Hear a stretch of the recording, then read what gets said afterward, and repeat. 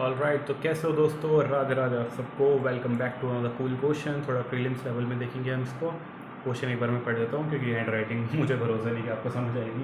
तो ये कह रहा है कि Ramesh borrowed some money by agreeing to pay off by paying ₹4565 at the end of first year and ₹6534 at the end of second year. If the rate is 10% compounded annually, find the sum. तो दो हिस्सों में जो loan है वो repay किया जा रहा है।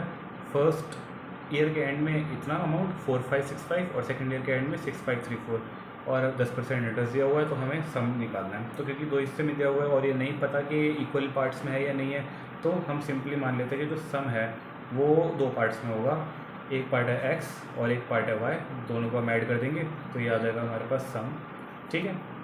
अब फर्स्ट ईयर के एंड में अगर आप अमाउंट पे कर रहे हो तो उसमें एक साल का इंटरेस्ट लगेगा क्योंकि एक साल ही हुआ है। तो मान लेते हैं कि इसको हम फर्स्ट ईयर में रीपे कर रहे हैं फर्स्ट ईयर के एंड में, और इस पर 10% लगा है, तो मतलब 1.1x हो जाएगा। ठीक है। और इसकी हमें वैल्यू दी गई है 4565, तो x की वैल्यू यहाँ से आ जाएगी 4150। ठीक है। 4150 रुपये ये वैल्यू हो गई x की। सिमिलरली हमें बोला गया है कि सेकेंड ईयर के एंड में 6534 है। अब अगर सेकेंड ईयर का एंड है और 10% का इंटरेस्ट है तो कितना इंटरेस्ट बैठ जाएगा? 21% का। तो जो 1 की वैल्यू थी वो 1.21 हो जाएगी, और इसकी हमें वैल्यू दी गई है 6534। तो इसको अगर हम करेंगे 6534 डिवाइड बाई 12100 ऐड कर देते हैं, तो ये कटेगा यहाँ पे 5 से 605 आ जाएगा, और 484 होगा तो 484 4 पे कट जाएगा और 2 0। तो हमारे पास ये आ गया उसका प्रिंसिपल अमाउंट।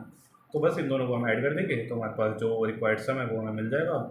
ये हो जाएगा लास्ट में 5 0 आ जाएगा, यहाँ पे 5 आ जाएगा, यहाँ पे 9 आ जाएगा। 9550 is our required amount. Simple easy खटाक। अगली वीडियो मिलेंगे। Bye bye.